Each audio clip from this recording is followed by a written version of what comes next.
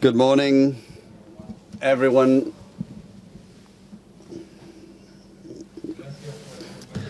Thank you for joining us today, and welcome, Mr. President. Dear Mr. President, we are very happy to have you visiting with your whole family. And I would like to take a minute to share with you this grief all of us around the world have felt in the face of this new cruel and devastating attack. I would like to convey my solidarity to the families of the victims. And once again, it's a good opportunity to reflect with you on the fact that fanaticism brings intolerance, aggression, and violence, which leads to nowhere. So Argentina once again condemns this kind of terrorist attack, which we deeply regret. But allow me to say once again that this visit, Mr. President, has a special meaning for us. We see it as a gesture of affection, friendship, at a time when Argentina is embarking on towards a new horizon and is in the process of changing. We feel that our countries share profound values in common: respect for human rights, for individual freedoms, for democracy, for justice, and for peace. And I feel that with you I also share a view on the 21st century which presents challenges and opportunities. This is a century of the society of knowledge, of the development of science and technology, of innovation, entrepreneurship. That is what will clearly allow us to get the best jobs for our people. And at this point, I would like to stress, Mr. President, your own leadership, which has been very inspiring for most leaders. You emerged proposing major changes, and you showed they were possible, that by being bold and with conviction, you could challenge the status quo. And you achieved just this in your country and around the world. And that was also a path of inspiration for what our dear country is now going through. So thank you very much for that source of inspiration. I would like to briefly review some of the many things we have agreed on over the course of these weeks of work which led up to this visit. The first one, consistent with the pillar of the commitments I have entered into with my teams. We want Argentina to have zero poverty, and we know the first pillars are education and work. So the first agreement we signed seeks to boost exchanges in scholarships and teacher training, deepening work and development in science and technology. And as regards the creation of work, which is something we touched upon this morning too, let me stress the importance of increasing trade between our two countries. Argentina has a lot to offer, and right now it has a very low level of trade exchange with the United States. It is very important for us to work together to enhance investments by your companies in Argentina, and also encouraging the development of SMEs, which are the main generators of work. There again, I would like to congratulate you, because for 72 consecutive months, I'm told you have been creating work in your country. And I hope Argentina is embarking upon a similar cycle, as part of which will permanently create work for our people to live better. The other area we are engaged to working in together, which is also the second axis or pillar for our government, is dealing with and defeating drug trafficking. I mentioned this morning that in the past decade, drug trafficking has advanced a lot in our country. So we are very happy to be able to start working together on that front to exchange information, technology, training, and to really fight a relentless battle against organized crime and money laundering. Also, within this framework of dialogue, respect and cooperation, which I would like to thank you for, is that only hours away from commemorating the anniversary of the military coup that led to the consolidation of the darkest chapter in our history, at our request, which was to have the files related to that violent decade in Argentina declassified, you agreed to this, and we are very thankful for that gesture. We all need, and we are actually entitled to know what the truth is. And for the Argentine people, that has been a very clear indication that if we engage in dialogue with other countries and do so seriously and respectfully, other countries will quickly respond and cooperate with our requests. And finally, I would like to stress another core area of our discussions, as part of which you've also shown great leadership, very significant leadership, which has to do with the defense and protection of our environment, the fight against climate change.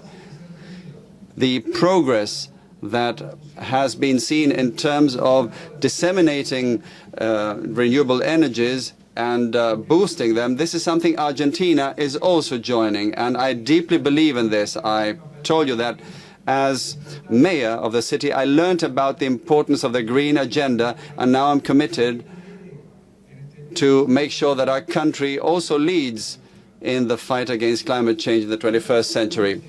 I would like to end where I started, by thanking you, Mr. President, for your visit, saying that I believe this is the beginning of a new phase of mature, intelligent, constructive relations in which the only concern for us both is to improve the quality of life of our people. And I'm sure that by working together, we'll achieve this. Thank you very much, and please feel at home.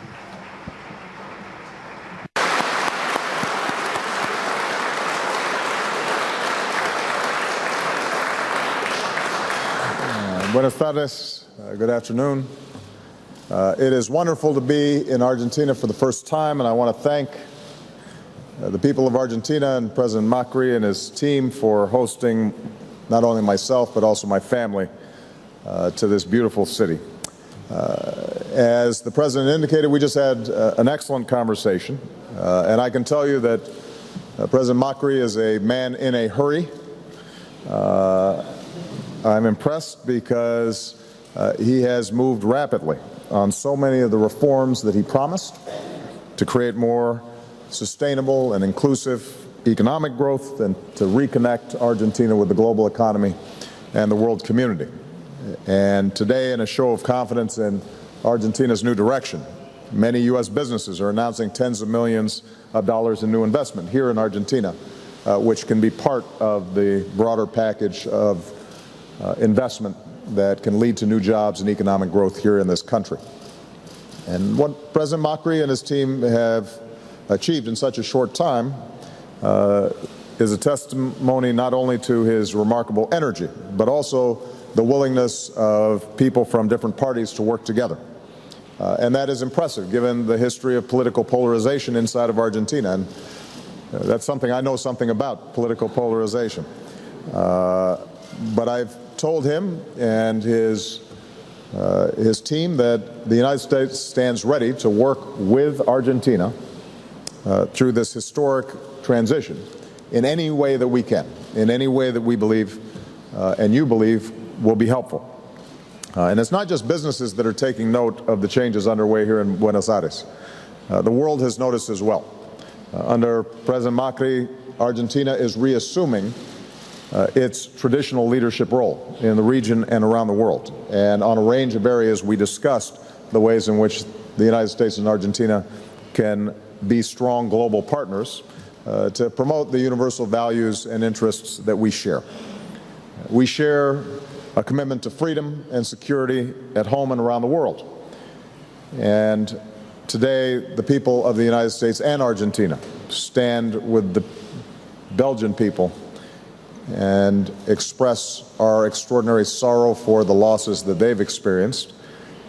We understand the pain they feel viscerally because our countries as well have known the scourge of terrorism, and we've seen our own citizens impacted by this kinds of senseless, vicious violence. As I told Belgium's Prime Minister yesterday, the United States will continue to offer any assistance that we can to help investigate these attacks and bring attackers to justice. We will also continue to go after ISIL aggressively until it is removed from Syria and removed from Iraq and is finally destroyed. The world has to be united against terrorism, and we can and we will defeat those who threaten the safety and security not only of our own people but of people all around the world. So that's a top priority of ours, and I know that President Macri shares those beliefs. That's one of the reasons why President Macri and I agreed to work together to disrupt terrorism, to do more to choke off the terrorist financing mechanisms that are in place, and to keep our people safe when they travel. U.S. federal agencies will lend their support to Argentina's counterterrorism efforts, and we're also supportive of President Macri's intention to return to Argentina's traditional role as a significant contributor to peacekeeping missions, including by supporting UN efforts to protect vulnerable populations. And the United States is very proud to support this effort through training and equipment. President Macri has also committed Argentina to help address the Syrian refugee crisis, and I hope that inspires other nations to do the same. And I'm very encouraged by his efforts to combat drug trafficking, reduce organized crime, and to make Argentina's streets safer. These are all areas where I think we can be very effective partners. The United States and Argentina also share a commitment to protecting this planet for our children, our grandchildren, our great-grandchildren. President Macri showed me pictures of his wonderful children, including the little one, who I understand was a Facebook sensation, and I can see why. So we want to make sure that she, just like my daughters and future grandchildren, that they've got the beauty of an Argentina or a United States that has not been irreversibly impacted by climate change. President Macri's support for the Paris Agreement was critical to its success. His commitment to sign the agreement and pursue its ratification this year will be critical to bringing it into force. Argentina has set impressive targets for producing clean energy, and they plan ambitious targets for reducing carbon emissions. And because we have experience, since I came into office, tripling the amount of energy we get from wind and increasing the amount of energy that we get from solar power 20 times, and the work that we've done on shale oil and gas, we are confident that we can be effective partners, and I pledged to President Macri that we would provide any technical assistance that he thought would be useful in developing the incredible resources and clean energy strategies that he's interested in pursuing here in Argentina. We also share a commitment to global health security. We've agreed to work together on our response to the Zika virus, which is obviously affecting so many in this hemisphere. We agreed to support the broader global health security agenda, including working together to improve capacity for vulnerable nations, because in a world that's interconnected, if there are diseases that are developing even in remote villages in Africa or Asia because of global travel, ultimately they could be a significant threat to our populations. We can't pretend that somehow it's just their problem. It is our problem as well. And we're going to work together to improve our capacity to detect and respond to and ultimately prevent the threat of new diseases. It's also gratifying to see Argentina champion our shared commitment to human rights. I hope we'll work together to strengthen the Organization of American States and the Inter-American Human Rights System to promote civil liberties, independent judiciaries, government transparency and accountability throughout the hemisphere. I know this has been an area of great emphasis for President Macri. And finally, after I leave Casa Rosada today, I'll visit the Metropolitan Cathedral to lay a wreath at the tomb of José de San Martín and to visit the moving memorial to the horrific bombing of the Amia Jewish Community Center almost 22 years ago. I told President Macri that the United States offers whatever help we can to finally hold these attackers accountable and we will, just to reiterate, do the exact same thing in going after those who carried out those terrible attacks in Belgium. I do recognize that this week marks the 40th anniversary of the military coup, and tomorrow, to underscore our shared commitment to human rights, I'll visit a memorial to the victims of the Argentinian military dictatorship and recognize Argentina's historic and continuing efforts to make things right, to make sure that we acknowledge the incredible heroism and courage of those who stood up against these human rights violations, and to prove that this is more than just a symbolic gesture on my part. As President Macri indicated, I'm launching a new effort to open up additional documents from that dark period. We previously declassified thousands of records from that era, but for the first time now we'll declassify military and intelligence records as well. On this anniversary and beyond, we are absolutely determined to do our part as Argentina continues to heal and move forward as one nation. And I hope this gesture also helps to rebuild trust that may have been lost between our two countries. And that's a principal message that I have not only for Argentina, but for the entire hemisphere. I obviously came here from Cuba. We have put a great emphasis on making sure that some of the ideologies, the disputes of the past, that they are frankly acknowledged, but that we also are able to look to the future and not just behind us. And that's why this visit for me is so personally important. It's also important because I've been a big fan of Argentinian culture. When I was in college, I read a lot of Argentinian literature, and I am proud to announce that I just tried mate for the first time. Because when I was in college, I would read Borges or Cortázar, these people, and they were drinking mate, and I didn't know what this was. So I knew that when I finally arrived in Buenos Aires, I would try some, and I just had some, and it was quite good. So I may take some home with me when I go back to the United States. I don't know what kind of import and export controls I may be violating, but on Air Force One, I can usually do what I want. So thank you very much, Mr. President. Thank you.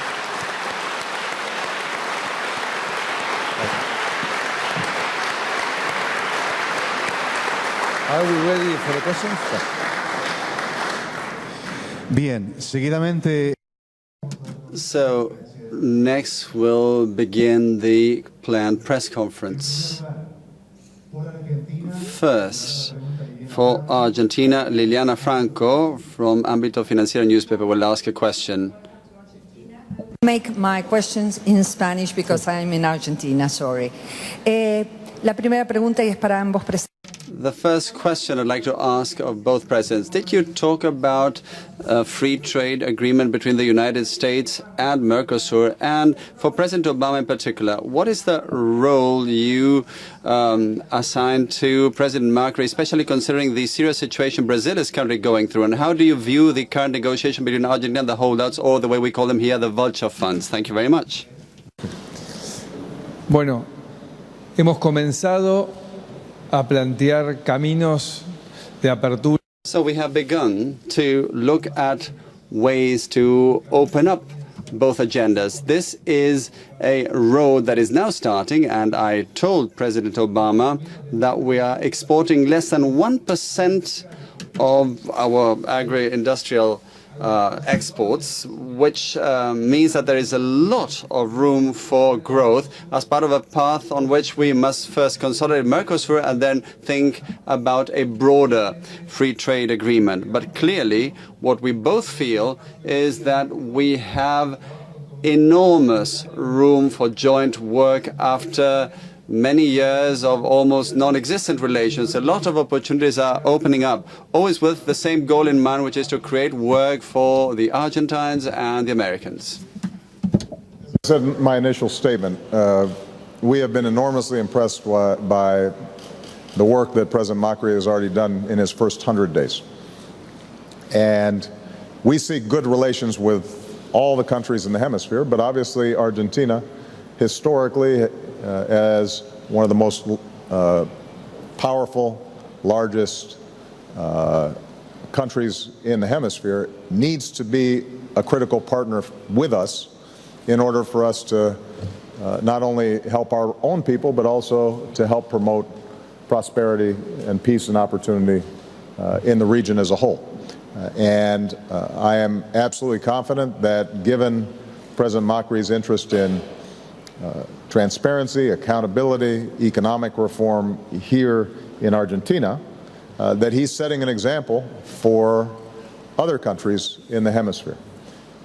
And his engagement and willingness to have frank and constructive relations and conversations with the world community on critical multilateral issues like climate change, I think promises to heighten Argentina's influence on the world stage in settings like the G20. So I am saddened that I'm only going to have 9 months of overlap with him. He's at the beginning of his administration. I'm coming to the end of mine. But what we can do is to start on an effective path that I think will sustain itself into the future. Trade is an example of an area where we've already organized a working group between our delegations. They're going to identify all the areas where currently there are barriers that have impeded progress in our trading relationship, and we will systematically work through those.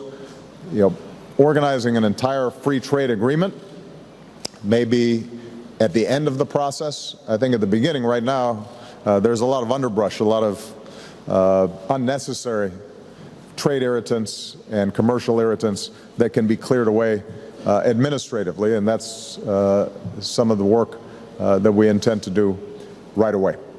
Was there a second part of the question? Hold out, how you see. So with respect to the holdouts and the bondholders, this is working its way through the court system, and I know that President Macri has also initiated a proposal that's being considered by your parliament. I have to be careful not to comment on the issue because of the nature of our legal system.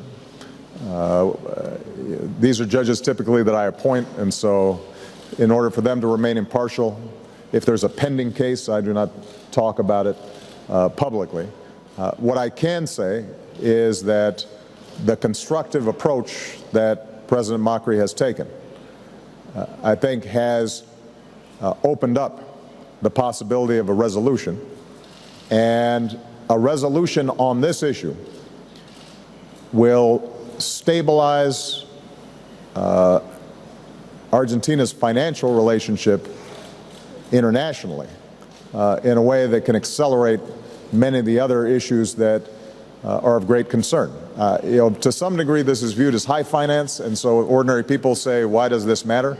But if you're talking about foreign investment, if you're talking about trade, if you're talking about all the things that ultimately matter to ordinary people because they produce jobs and they produce economic development and provide more revenue in order to reinvest in education or science and technology, that requires the kind of financial stability that is so important. And look, I've been through this. When I came into office in 2008, the world financial system was going down the toilet, as we say.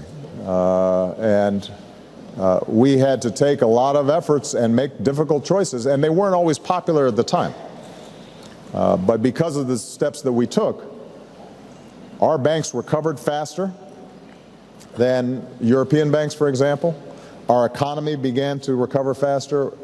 We started producing more jobs. So sometimes short-term pain and taking decisive action early is the right thing to do, rather than putting it off to mañana, and then you end up having a perpetual set of problems, and you never restore the kind of stability and trust that's necessary. The first question from the U.S. delegation will come from Josh Letterman with the Associated Press. Thank you, Mr. President. You've resisted calls to alter your strategy for fighting the Islamic State, and you've said that your critics aren't offering any better ideas. But the attacks keep happening. Did Brussels change anything for you? And if not, would you like to, do you think that Americans should see more attacks as being inevitable? And what would you say that it says about the state of our debate on this when you have a major presidential candidate calling for surveillance of Muslim American communities? And President Macri, if I may, you both noted that the U.S. has agreed to release more documents about the dirty war. What do you expect that those documents will reveal about America's role in this painful chapter in your country's history? Josh, I think it is important to recognize that this is my number one priority. I've got a lot of things on my plate, but my top priority is to defeat ISIL and to eliminate the scourge of this barbaric terrorism that's been taking place around the world. And we see high-profile attacks in Europe, but they're also killing Muslims throughout the Middle East, people who are innocent, people who are guilty only of worshiping Islam in a different way than this organization. They are poisoning the minds of young people everywhere, not just in Europe, but in the United States and undoubtedly in Argentina. People are looking on these websites. So there's no more important item on my agenda than going after them and defeating them. The issue is, how do we do it in an intelligent way? And our approach has been continuously to adjust to see what works and what doesn't. What has been working is the airstrikes that we're taking on their leadership, on their infrastructure, on their financial systems. What has been working is special operators partnering with Iraqi security forces and going after leadership networks and couriers and disrupting the connection between their bases in Raqqa and their bases in Mosul. We've recovered, taken away from ISIL about 40% of their territory, and ISIL's leadership has been hunkered down, and we are going to continue to press on them until we have driven them out of their strongholds and until they're destroyed. While we are doing that, we're also extraordinarily vigilant about preventing attacks in our homeland and working with our allies to prevent attacks in places like Europe. But as I've said before, this is difficult work. It's not because we don't have the best and the brightest working on it. It's not because we are not taking the threat seriously. It is because it's challenging to find, identify very small groups of people who are willing to die themselves and can walk into a crowd and detonate a bomb. And my charge to my team is to find every strategy possible to successfully reduce the risk of such terrorist attacks, even as we go after their beating heart in places like Iraq and Syria. And as our strategy evolves and we see additional opportunities, we will go after it. But what we don't do, and what we should not do, is take approaches that are going to be counterproductive. So when I hear somebody saying we should carpet bomb Iraq or Syria, not only is that inhumane, not only is that contrary to our values, but that would likely be an extraordinary mechanism for ISIL to recruit more people willing to die and explode bombs in an airport or in a metro station. That's not a smart strategy. As far as what some candidates have said. I think I've been very clear on this. One of the great strengths of the United States, and part of the reason why we have not seen more attacks in the United States, is we have a extraordinarily successful, patriotic, integrated Muslim American community. They do not feel ghettoized. They do not feel isolated. Their children are our children's friends, going to the same schools. They are our colleagues in our workplaces. They are our men and women in uniform, fighting for our freedom. And so any approach that would single them out or target them for discrimination is not only wrong and un-American, but it also would be counterproductive, because it would reduce the strength, the antibodies that we have to resist terrorism.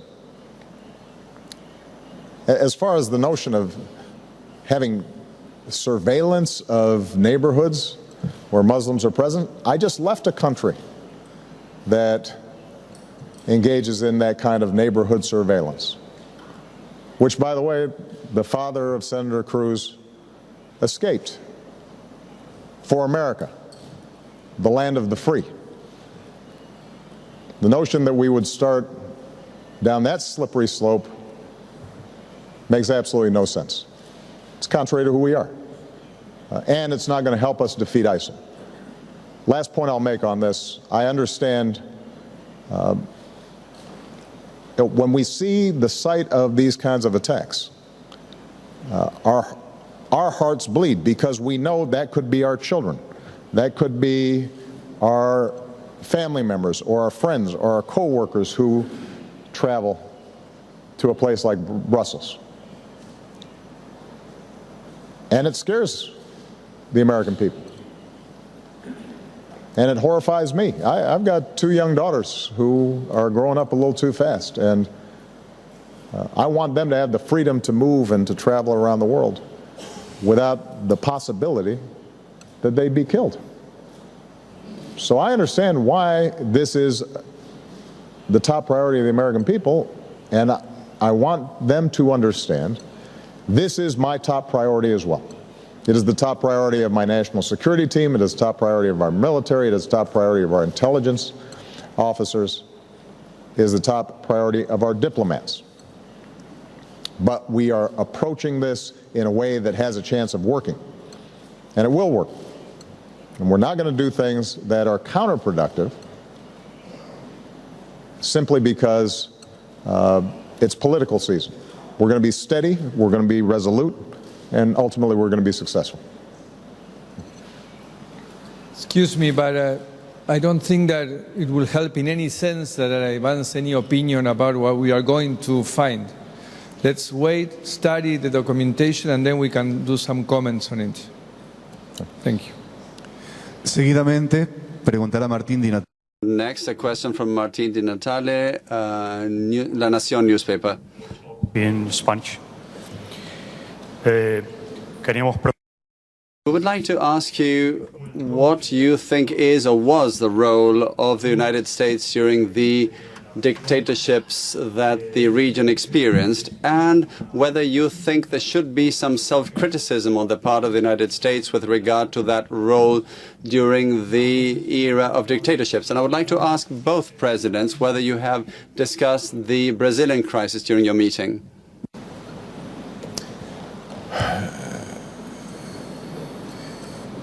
I have spent a lot of time, both before I was president and since I've been president, studying the history of U.S. foreign policy.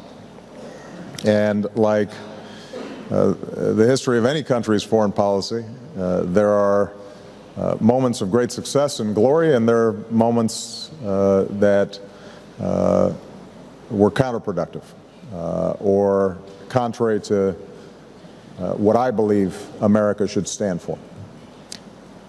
And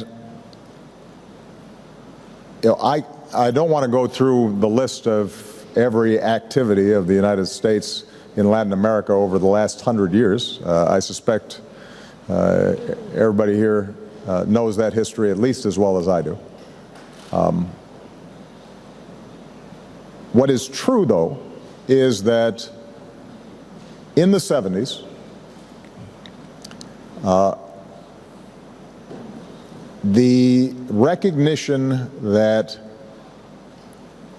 human rights, how we approached foreign policy, how we approached our diplomacy, was as important as fighting communism or whatever our long-term objective was, that became much more central to U.S. foreign policy in both Democratic and Republican administrations. That there was a growth and a maturation of how we approached our foreign policy relationships. And so, if you look at how administrations thought about other countries back in the 30s or the 50s or the 60s, and you compare it to how we would have a conversation in the Oval Office today, and what we would think was appropriate and what we think was not appropriate, that has changed over time. And I think it's changed in a positive way. And I think one of the great things about America, and I said this in Cuba, is we actually engage in a lot of self-criticism. There is no shortage of self-criticism in the United States. Certainly no shortage of criticism of its president or its government or its foreign policy. And there are issues that I work on where I'm sometimes criticized from the left and the right at the same time, although for different reasons. The one thing that I will say is true, though, is that everything we do today is designed to take into account transparency, human rights, to speak out on behalf of those issues, even where we don't feel that we can force changes on a government. We're still going to speak out about them. So I made a historic trip to Havana, and I said, the people of Cuba have nothing to fear from me, but you should know what I really believe. I believe that democracy is better than a one-party or one-person dictatorship. I believe in freedom of speech and freedom of assembly, and that people shouldn't be arbitrarily detained. And I say the same thing when I'm in China or in Russia or with some of our allies in ways that are uncomfortable. And so I think that it has become a habit, and we have learned some of the lessons that we may not have fully learned at an earlier time. And I think our experiences with a country like Argentina helped us to develop that more mature and ultimately, I think, more successful approach to foreign policy. Brazil. In terms of Brazil, we didn't discuss it extensively, other than the fact that we hope Brazil resolves its current political crisis in an effective way. It is a big country. It is a friend to both of our countries. The good news, and President Macri, I think, pointed this out, their democracy is sufficiently mature. Their systems of laws and structures, I think, are strong enough that this will get resolved in a way that allows Brazil ultimately to prosper and be the significant world leader that it is. We need a strong and effective Brazil for our own economies and for world peace. Así es. That's the way it is. That is what we discussed.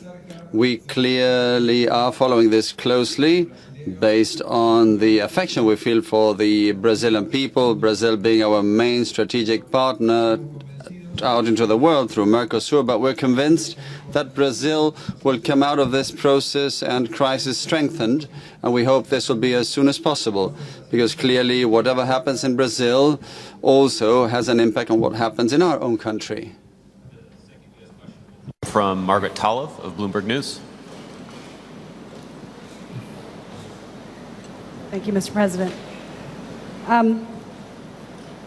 President Obama, in the wake of the Brussels attacks, you obviously thought a lot about whether to go ahead and attend that baseball game yesterday in Cuba and to continue on to Argentina and complete this trip. But you're catching some flack for it from some political critics at home. And I'm wondering, would you walk us through why you decided that this was the correct course in terms of optics and message? What is that message? And finally, on the trip, it seems to me that both in Cuba and in Argentina, you are seeking to roll back some of the maybe overreach or interventionism of the Cold War era. Wondering now that you're here, whether that's shaping your views on intervention in Syria and a plan B. And President Macri, President Obama believes that normalizing relations with Cuba will give the U.S. a lot more credibility and leverage around Latin America. I'm wondering if you also believe that's true, and will you both commit to attending the Olympics in Brazil no matter what happens with instability? Thank you. Margaret, I addressed this issue a little bit at the baseball game when I was interviewed by ESPN, but let me reiterate it.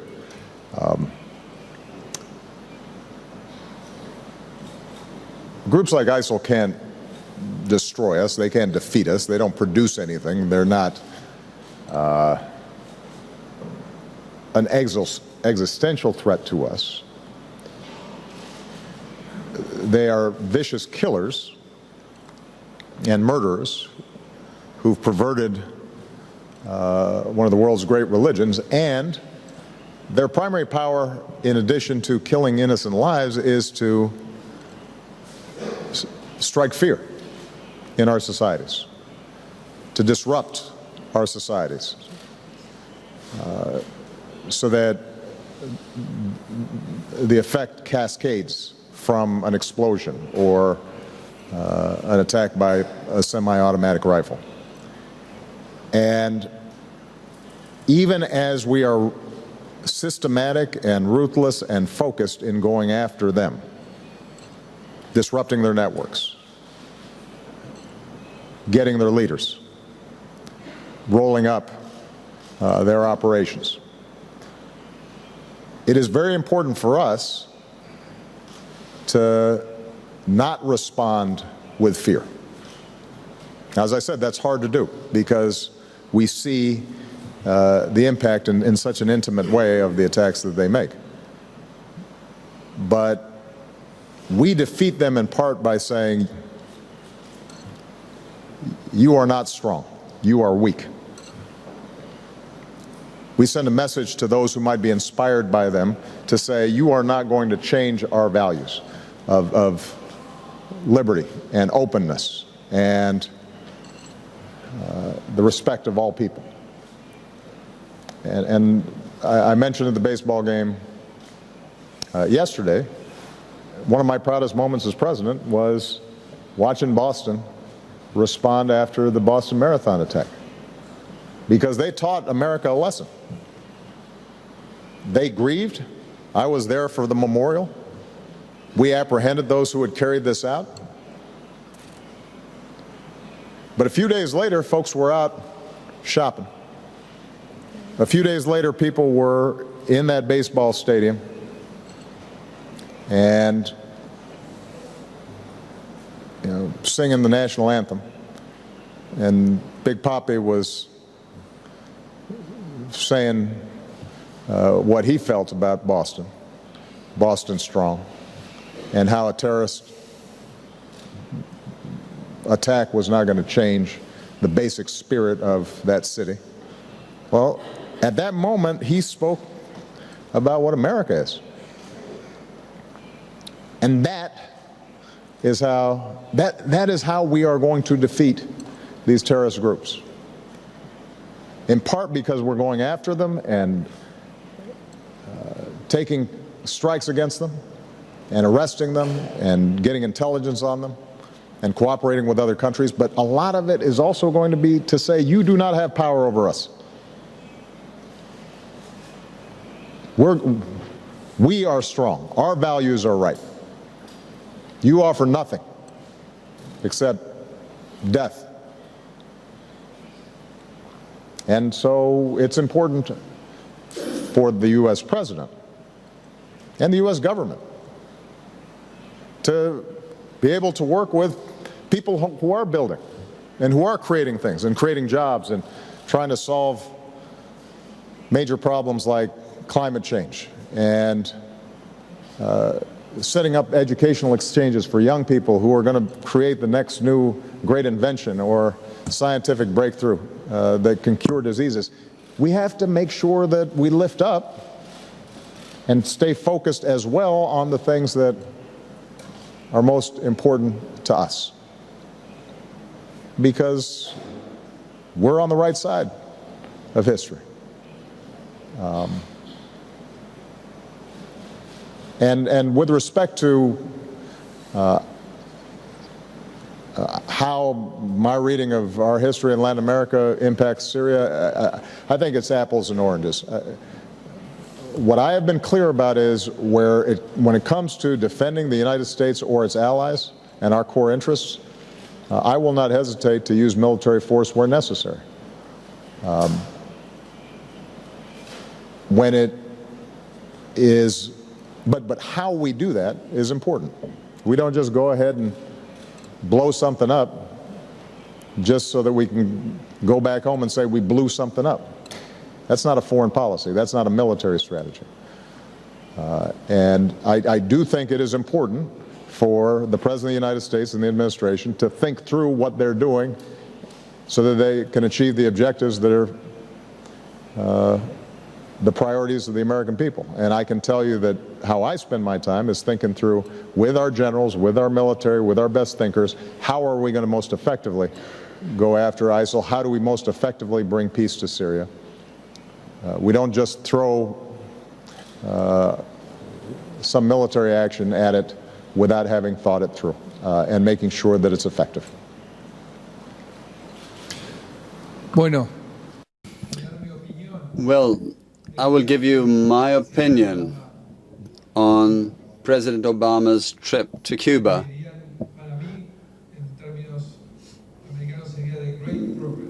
It would be the great progress in American terms, because doors have opened and tools have been given to those who want to choose again.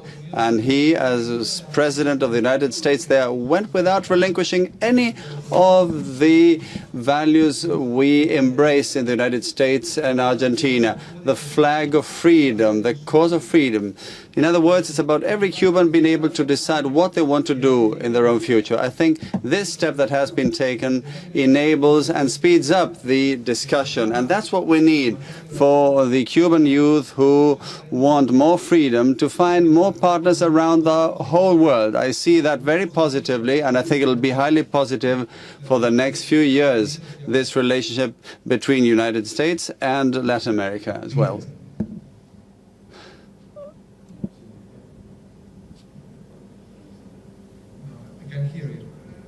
Eh? The Olympics, regardless of the instability there. That's out of the program. I'm going. Está fuera de programa. Voy, soy un vecino, no voy a poder correr, no estoy en estado, pero voy a ir de todas formas a las Olimpiadas. No, we are set. Gracias, creo que ya está, ¿no? A través de Facebook. Facebook question? Facebook, yes, Facebook. Sí, sorry, yes. Así es. A través de Facebook. So, through the Casa Rosada Facebook page, we have invited people to suggest questions to ask both presidents. And we chose this one from Maria Pia Mortero from San Nicolás in the province of Buenos Aires. What was your dream when you got elected? And were you able to realize it? Well, you know,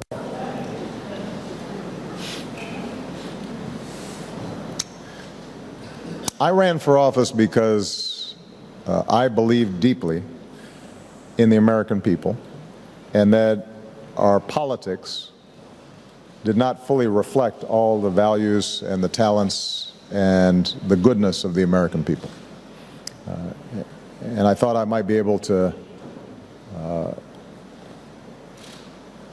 align our government with our ideals, to make sure every child has opportunity, to make sure that if people get sick, they can get health care, to make sure that we don't discriminate against people on the basis of race or gender or disability or sexual orientation, that we are good stewards for our planet, that we grow an economy so that everybody benefits and not just a few at the top.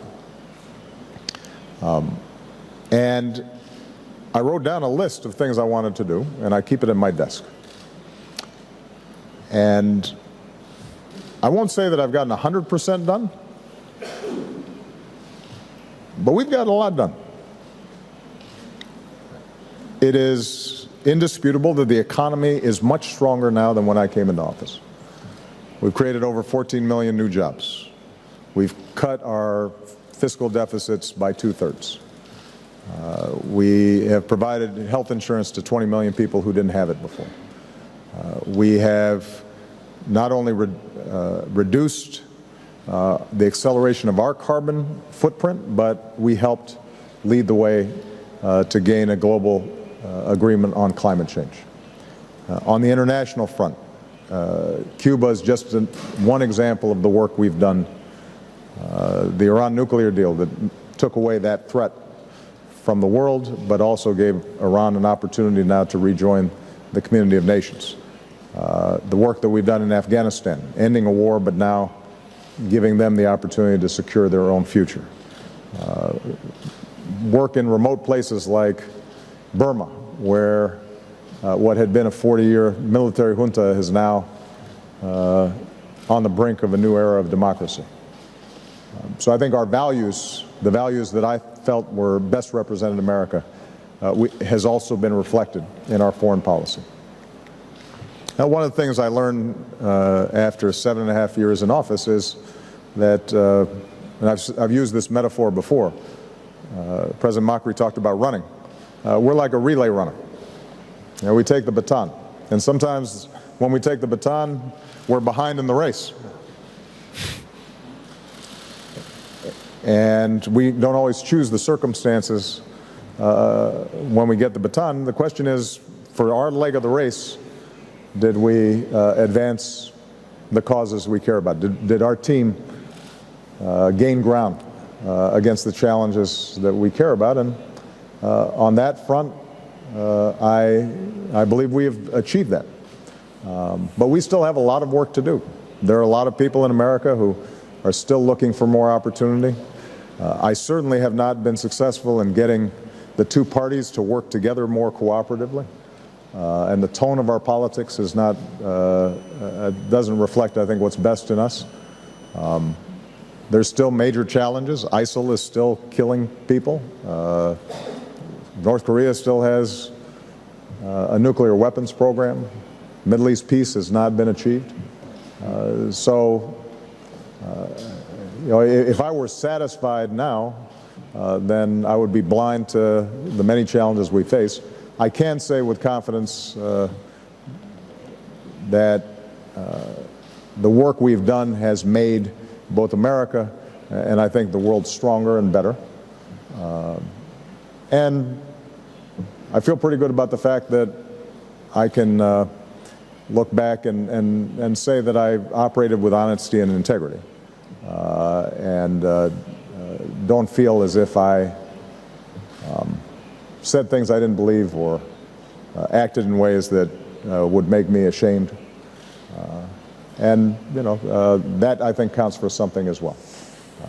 I've said this before, I would have started dyeing my hair sooner so people wouldn't realize how much I've aged during these 7.5 years, but it's too late now. So I'll just have to go with it. I started like this right away, so.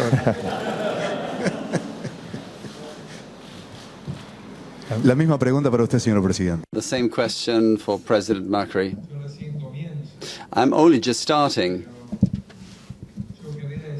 but I would like to say, also stressing the first few words of President Obama, I am also here because I deeply believe in my people. I know this country and I know what it's capable of doing. So I think we are all committed to building opportunities for all of us to be able to develop and to learn from one another.